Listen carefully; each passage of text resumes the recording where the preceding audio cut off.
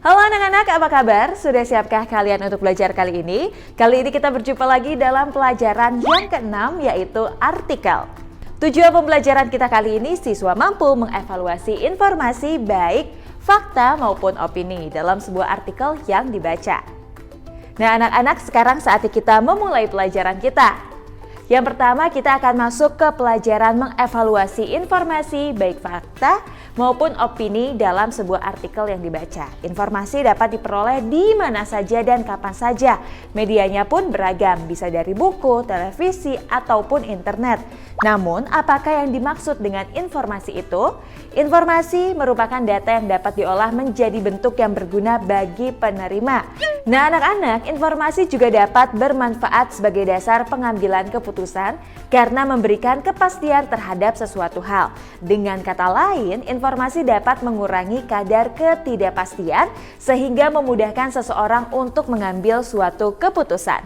Sumber informasi adalah data atau fakta, yaitu keadaan yang sebenarnya terjadi. Sebuah data yang diperoleh harus diolah lebih lanjut dengan menggunakan metode tertentu karena bentuknya masih mentah dan belum dapat memberikan suatu kepastian. Bentuk dari data bisa berupa simbol seperti angka, huruf, gambar, suara, dan lain sebagainya. Berdasarkan sifat dan uraiannya, informasi dapat dibagi menjadi satu informasi bersifat faktual. Informasi yang berisi fakta-fakta dari peristiwa atau kejadian nyata yang dapat dibuktikan kebenarannya. Jenis informasi ini terdiri dari A. Fakta umum. Informasi yang masih memiliki sifat umum seperti pelaku, tempat, objek peristiwa, dan hal-hal sejenis lainnya yang belum teruraikan secara khusus. Contohnya, banjir di Jawa Barat merendam ratusan bangunan dan mobil. Mendikbudristek mengapresiasi guru-guru sekolah. Contohnya, banjir bandang yang melanda Kabupaten Garut, Jawa Barat menyebabkan 500 bangunan berupa rumah dan toko rusak parah. Tidak hanya itu, terlihat setidaknya 100 mobil hanyut terbawa banjir. Hingga saat ini, banjir belum memberikan tanda-tanda akan mereda karena hujan deras yang sudah berlangsung selama 3 hari itu belum juga berhenti. Pada tanggal 2 Mei 2022 yang lalu, Menteri Pendidikan, Kebudayaan, Riset, dan Teknologi memberikan apresiasi kepada guru-guru. Apresiasi yang diberikan berupa piagam penghargaan dan dana tabungan sebesar 5 juta rupiah bagi 500 guru dan jenjang pendidikan tingkat TK hingga SMA yang masih giat dan aktif mengajar selama masa pandemi berlangsung. 2. Informasi bersifat opini atau konsep. Informasi yang masih berupa pendapat, pandangan, pikiran, atau pendirian seseorang. Sementara konsep yaitu sebuah ide atau pengertian abstrak dari sesuatu hal yang konkret atau nyata. Contohnya berikut ini. Perkembangan teknologi zaman sekarang makin maju dengan pesat. Hal-hal yang sebelumnya hanya dapat dilakukan secara manual, kini hampir di semua lini ekonomi berbasis teknologi digital. Jika dipandang sebelah mata, kemajuan ini membawa banyak keuntungan yakni lebih cepat, praktis, dan terorganisir. Namun di sisi lainnya menyebabkan angka pengangguran semakin tinggi. Contohnya saja, jalan tol sudah tidak lagi memakai tenaga kerja untuk proses pembayarannya karena digantikan dengan mesin scanner. Belum lagi, beberapa supermarket sudah menjalankan sistem self-service sepenuhnya. Pelanggan dapat memproses, membayar, dan mengemas barang belanjaannya sendiri tanpa bantuan tenaga kasir. Pantas saja, angka pengangguran meningkat drastis. Berikutnya contoh konsep. Arsitektur adalah suatu metode atau seni untuk merancang bangunan sebuah gedung, rumah, atau jembatan. Berikutnya celah adalah celah yang terdapat di antara dua benda yang berdekatan. Berikutnya yang ketiga, anak-anak, informasi bersifat pemberian. Informasi yang bersifat uraian khusus atau terperinci. Dengan kata lain, dijelaskan secara vertikal atau horizontal. Contohnya pemberian horizontal. Masyarakat Indonesia sudah tidak asing lagi dengan tahu. Makanan tradisional yang berasal dari Tiongkok ini tidak hanya populer di Indonesia. Jepang, Korea, dan juga Thailand sering menggunakan tahu sebagai bahan untuk membuat makanan. Tahu memiliki tekstur yang lembut dan berwarna putih. Untuk membuat tahu ternyata tidak membutuhkan banyak bahan, hanya kacang kedelai, asam cuka, atau garam, air, dan plastik yang digunakan untuk membungkus. Contoh pemberian vertikal, tahu dapat dijadikan sebagai makanan utama ataupun makanan pelengkap. Bagaimanapun cara memasaknya, bagian dalam tahu akan tetap terasa lembut dan mudah dicerna. Tekstur tahu yang lembut tersebut berasal dari kacang kedelai yang dijadikan bubur. Menarik bukan? Berikut ini adalah langkah-langkah membuat tahu. 1. Cuci kacang kedelai hingga bersih, kemudian terendam dengan air hangat selama 6 hingga 12 jam. Yang kedua, bersihkan kembali kacang kedelai yang telah direndam dengan cara dicuci berkali-kali untuk menghindari kedelai cepat masam.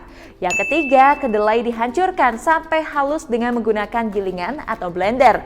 Tambahkan air sedikit demi sedikit hingga kedelai berbentuk bubur dan seterusnya. Berikutnya, anak-anak, kita akan masuk ke materi yang kedua, menyusun opini dalam bentuk artikel dan kebahasaan, baik secara lisan maupun tulisan. Yang pertama, opini. Pada dasarnya pengertian dari opini adalah pendapat, pandangan, pemikiran, penilaian, atau ide seseorang tentang sesuatu hal. Objeknya bisa berupa sebuah masalah, kejadian atau peristiwa, dan lain sebagainya. Dengan kata lain, opini adalah pandangan seseorang tentang suatu masalah. Namun, opini bukanlah sekedar pendapat biasa. Opini merupakan sebuah pendapat ilmiah, yakni pendapat yang dapat dipertanggungjawabkan dan disampaikan dengan bahasa yang lebih populer. Dengan demikian, sebelum menulis opini, harus melakukan sebuah riset terlebih dahulu. Hasil riset diperlukan guna memperkuat argumentasi penulis. Opini inilah yang kemudian ditulis dan disusun dalam bentuk sebuah artikel. Pada umumnya, sifat dari opini adalah mengungkap secara langsung sebuah masalah atau fenomena yang sedang terjadi di masyarakat. Isinya yaitu pendapat pribadi penulis yang berupa kritik atau situasi dan kondisi permasalahan tersebut. Satu hal penting yang harus diingat bahwa pendapat penulis tidak boleh disajikan secara emosional, melainkan harus secara logis, tertata, dan sistematis. Berikutnya, cara menyusun opini. Setiap orang memiliki pendapat masing-masing atau suatu masalah yang sedang terjadi di masyarakat. Namun penyampaiannya hanya terbatas dalam komunitas, seperti keluarga atau rekan kerja, sehingga pendapat tersebut hanya berakhir sebagai bahan obrolan semata. Untuk membuat sebuah tulisan opini, penulis harus membatasi tulisannya hanya pada satu permasalahan aktual. Kemudian penulis menyampaikan pendapatnya dengan pola pikir yang logis, sistematis, dan memiliki dasar yang jelas. Gunanya adalah agar tulisan opini tersebut memiliki nilai yang tinggi. Dalam topik-topik masalah tertentu, penulis diharapkan dapat memberikan alternatif solusi yang kreatif untuk mengatasi sebuah permasalahan. Penulis juga diharapkan dapat mengupas tuntas suatu masalah dari sudut pandang yang berbeda dengan penulis lainnya. Dalam hal penulisan opini, sebaiknya penulis tidak menggunakan gaya bahasa sastra untuk mengungkapkan pendapatnya, melainkan dengan bahasa yang lugas. Berikutnya, struktur opini. Susunan dari struktur sebuah opini adalah sebagai berikut ini. Yang pertama adalah judul. Judul tulisan haruslah dibuat dengan menarik. Cukup dengan 3 atau 4 kata yang dapat menggugah hati pembaca. Hindari menggunakan kata-kata yang awam atau klise. Judul dapat dibuat sebelum ataupun sesudah tulisan selesai. Yang kedua adalah alinea pembuka dan lead. Salah satu bagian penting dari sebuah tulisan adalah lead, yakni kalimat pembuka. Lead dalam tulisan layaknya sebuah kail yang akan menarik minat pembaca. Jika lead tulisan tidak menarik, maka pembaca pun akan merasa enggan untuk membaca isi tulisan hingga tuntas. Berikutnya yang ketiga, isi tulisan. Inti dari sebuah opini ini berisi tentang A. Ide atau gagasan yang diusulkan penulis. B. Argumentasi mengenai pentingnya ide atau gagasan penulis. C. Contoh-contoh dengan menunjukkan data-data pendukung. Dan D. Keuntungan dan kerugian jika ide atau gagasan penulis diterapkan atau tidak diterapkan. Yang keempat, alinea penutup. Bagian ini tidak kalah penting dengan yang lainnya. Meskipun hanya sebagai penutup, bagian ini berisi simpulan dari sebuah tulisan. Opini yang akan mengingatkan pembaca terhadap gagasan penulis. Berikutnya unsur kebahasaan dalam opini. Bahasa yang digunakan dalam teks opini pada umumnya adalah bahasa yang dapat mengekspresikan sikap penulis. Terdapat beberapa kata yang dapat digunakan, yaitu kata keterangan atau adverbial frekuentatif, seperti sering, biasanya, jarang, banyak sekali, kadang-kadang, selalu, sebagian besar, dan lain-lain. Berikutnya kata konjungsi untuk memperkuat argumentasi seperti bahkan, selain itu, sebagai contoh, padahal, justru, misalnya, sementara itu, dan sebagainya. Kata konjungsi untuk menata argumentasi seperti pertama, kedua, kemudian, berikutnya, dan lain-lain.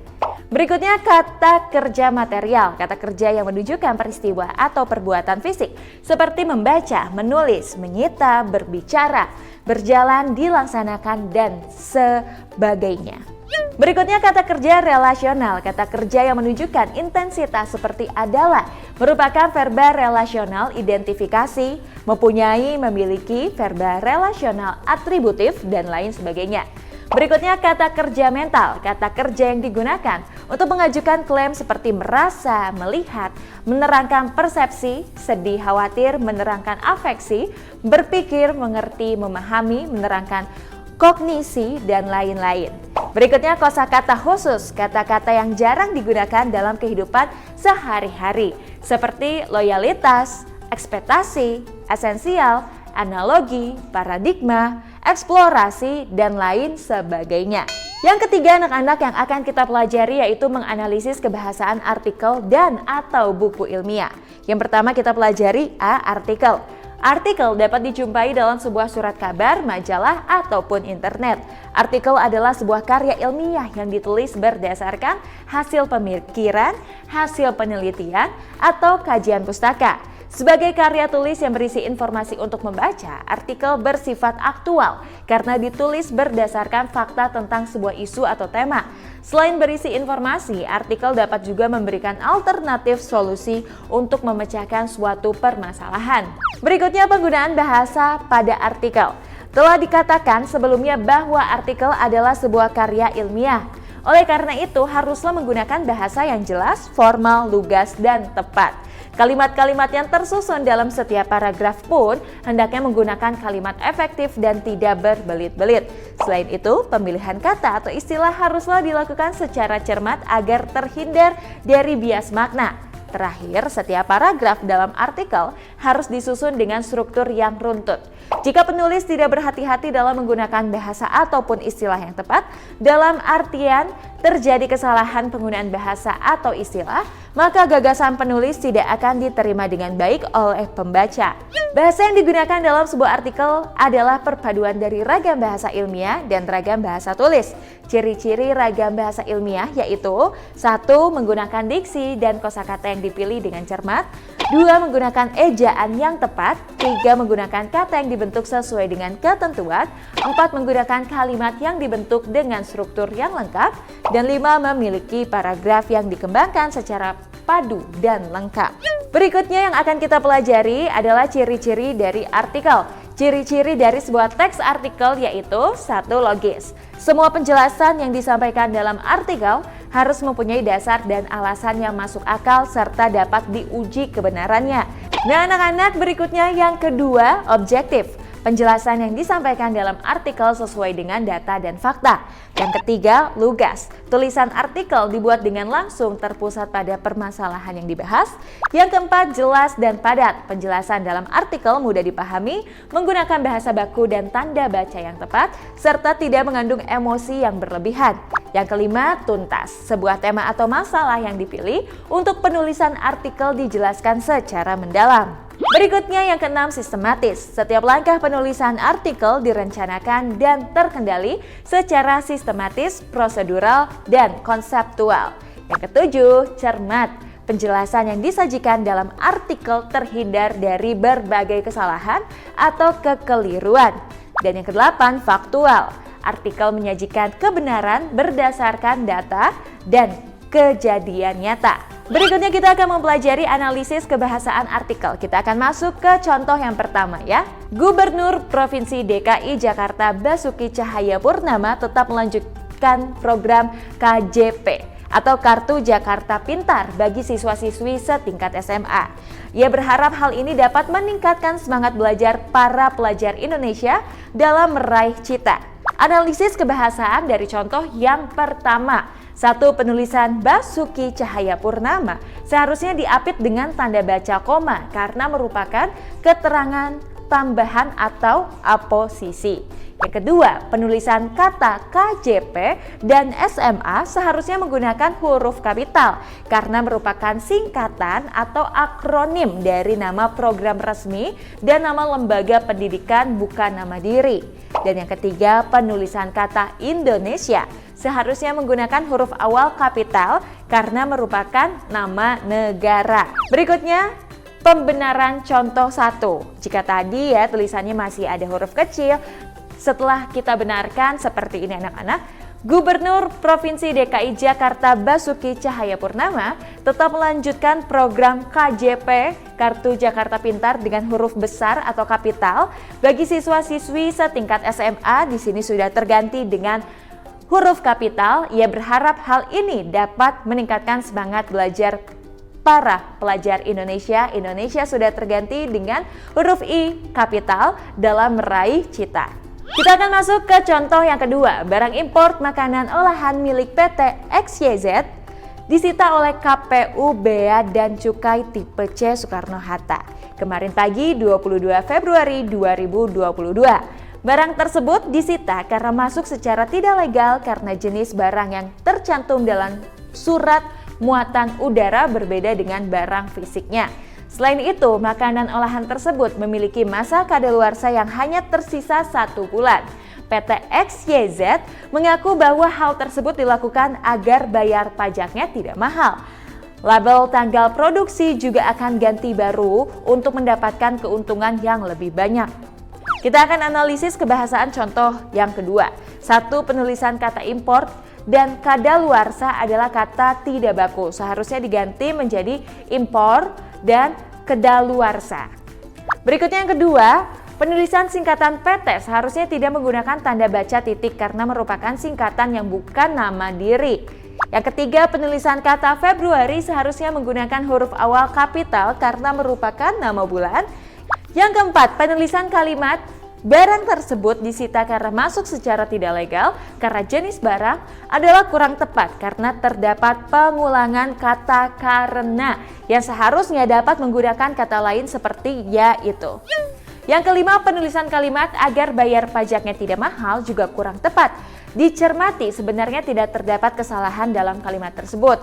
Hanya saja di dalam artikel harus menggunakan bahasa formal. Seharusnya diganti dengan bahasa yang lebih resmi seperti agar terhindar dari beban pajak barang impor yang tinggi. Dan yang keenam, penulisan kata ganti juga kurang sesuai. Kata ganti seharusnya ditambahkan prefiks di sehingga menjadi diganti. Yang akan kita pelajari berikutnya yang keempat adalah mengonstruksi sebuah artikel dengan memperhatikan fakta dan kebahasaan. A. Jenis artikel. Teks artikel dapat dibagi menjadi 2 jenis yaitu 1. Artikel hasil penelitian. Artikel jenis ini ditulis berdasarkan laporan hasil penelitian yang berisi pengantar atau pendahuluan, metodologi penelitian, kajian pustaka, kerangka teori, hasil penelitian dan pembahasannya, juga simpulan dan saran. Sedangkan dalam artikel hasil penelitian, bagian-bagian tersebut dapat digabungkan seperti metodologi penelitian dan kajian pustaka. Ini dapat dijadikan satu.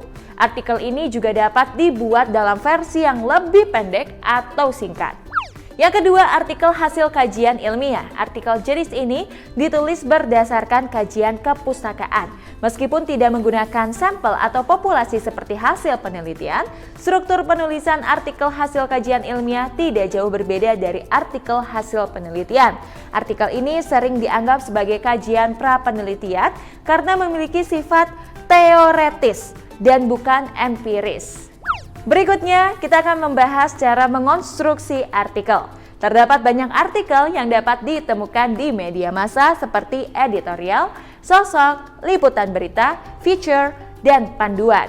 Namun masing-masing tulisan tersebut memiliki ciri-ciri yang berbeda baik secara umum maupun khusus. Misalnya saja perbedaan dalam gagasan penulisan, meneliti gagasan penulisan, menyusun kerangka tulisan, menulis artikel, dan menyelesaikan tulisan. Berikut cara mengonstruksi artikel. 1. Menentukan gagasan penulisan.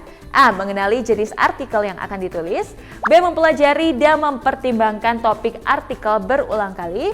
C. Memilih topik yang menarik dan dapat membangkitkan semangat menulis. D. Melakukan penelitian awal. E. Menemukan sudut pandang yang unik. Dan F. Mempertajam argumentasi. Yang kedua, meneliti gagasan utama. A. Mempelajari topik dan argumentasi. B. Mengumpulkan bukti-bukti pendukung. C. Menggunakan sumber informasi terpercaya. D. Memperhatikan sumber-sumber penelitian. Dan E. Tidak menjiplak karya orang lain atau disebut dengan duplikasi atau plagiat. Yang ketiga, menyusun kerangka tulisan. A. Menentukan panjang artikel. B. Mempertimbangkan para pembaca. C. Membuat kerangka artikel. Dan D. Memilih kutipan dan bukti-bukti pendukung. Yang keempat, menulis artikel. A. Menulis bagian pendahuluan. B. Mengikuti alur kerangka. C. Memberikan konteks yang sesuai. D. Memberikan deskripsi yang baik. E. Menggunakan kata-kata konjungsi sebagai transisi. F. Memperhatikan gaya penulisan. Dan G. Membuat simpulan. Yang kelima, menyelesaikan tulisan. A. Menyunting tulisan. B. Mencari dan memperbaiki kesalahan dalam penulisan tata bahasa. C. Membaca artikel dengan teliti. D. Meminta orang lain untuk membaca tulisan artikel. Dan E. Menulis judul artikel yang sesuai. Nah anak-anak, sekarang mari kita simak contoh artikel fitur wisata berikut ini. Contoh karya ilmiah, sensasi memetik buah stroberi di Desa Gunung Sari, Pamijahan, Bogor. Kabar baik untuk warga sekitar Bogor yang ingin merasakan sensasi memetik buah stroberi langsung dari kebunnya. Tidak usah jauh-jauh ke Bandung lagi. Kabupaten Bogor sudah mempunyai tempat wisata petik buah sendiri. Kebun Mika stroberi bisa menjadi pilihan wisata petik buah yang patut dicoba untuk menghabiskan waktu di akhir pekan. Lokasinya berada di Desa Gunung Sari, Kecamatan Pamijahan, Kabupaten Bogor. Menyegarkan pikiran dengan udara dan pemandangan yang indah menjadi daya tarik tersendiri saat hendak berkunjung ke tempat ini. Tentunya, petik buah langsung dari kebunnya akan memberikan kesan kepuasan dan kebahagiaan yang berbeda. Pengunjung akan dipersilakan menikmati langsung makan buah stroberi yang sudah dipetik. Luas kebun Mika stroberi ini sekitar 30 hingga 40 meter. Walaupun belum seluas wisata petik buah yang berada di daerah Bandung, buah yang telah dihasilkan tumbuh dengan cukup baik. Rasa buah stroberi yang cukup manis dengan ukuran yang relatif besar menggoda sekali untuk dicoba. Berikut alasan kenapa kebun Mika stroberi menarik untuk dikunjungi. Pertama, lokasinya cukup strategis karena berdekatan dengan wisata alam lain yang berada di Taman Nasional Gunung Halimun Salak. Dengan menempuh waktu 20 menit dari kebun Mika stroberi saja, kamu bisa langsung lanjut menikmati wisata alam lainnya, seperti curug, pemandangan pohon pinus, dan kawah ratu. Dan tidak hanya itu, kebun Mika stroberi juga berdekatan dengan kafe-kafe unik yang cocok sekali untuk sekedar meminum kopi hangat dengan view alam yang indah. Ada dua kafe yang dekat dan terkenal di tempat itu, yaitu Kopi Tubing dan Bukit Nirmala. Setelah berkebun dan memetik buah stroberi, rasanya akan sangat pas jika langsung beristirahat duduk-duduk menikmati pemandangan sambil swafotoria. Tidak hanya itu, tempat ini dekat dengan beberapa villa yang berada di kawasan Taman Nasional Gunung Halimun Salak. Sehingga, jika kemalaman untuk pulang, tidak usah khawatir menginap bisa menjadi pilihan yang cukup menarik untuk dicoba. Ada dua kafe yang dekat dan terkenal di tempat itu, yaitu Kopi Tubing dan Bukit Nirmala. Setelah berkebun dan memetik buah stroberi, rasanya akan sangat pas jika langsung beristirahat duduk-duduk menikmati pemandangan sambil swafotoria. Tidak hanya itu, tempat ini dekat dengan beberapa villa yang berada di kawasan Taman Nasional Gunung Halimun Salak. Sehingga jika kemalaman untuk pulang, tidak usah khawatir, menginap bisa menjadi pilihan yang cukup menarik untuk dicoba. Kedua, media tanam dan pupuk yang digunakan masih alami. Saat hendak memetik buah, pengunjung akan ditemani langsung oleh pemilik dan pengelola kebun yang akan menjelaskan informasi terkait bagaimana cara merawat buah stroberi, media tanam, pupuk yang digunakan, dan informasi lain yang terkait dengan itu. Pemilik menjelaskan bahwa pupuk yang digunakan di kebunnya biasanya dari campuran kotoran kambing yang difermentasikan. Oleh karena itu, pengunjung tidak perlu khawatir karena tanpa bahan kimia dan dijamin sehat. Mungkin ini juga yang menjadi alasan buah stroberi di kebun ini sangat segar dan tumbuh dengan baik. Selain itu, di kebun Mika stroberi ini juga menjual indukan, bibit stroberi, dan beberapa tanaman lain seperti daun bawang, ruku-ruku, bunga matahari, lidah buaya, dan lain sebagainya. Untuk tarif harga masuk ke kebun Mika stroberi dikenai harga sebesar Rp80.000. Dengan harga sebesar itu, pengunjung akan mengantongi stroberi sebanyak 1 kg. Kabar baiknya lagi ialah kebun Mika stroberi sudah bisa diakses oleh Google Maps, sehingga akses jalannya sudah mudah untuk ditemukan dan dicari oleh siapapun yang akan berkunjung. Namun, yang menjadi sedikit kendala ialah belum tersedianya tempat parkir yang luas, fasilitas musola, dan toilet.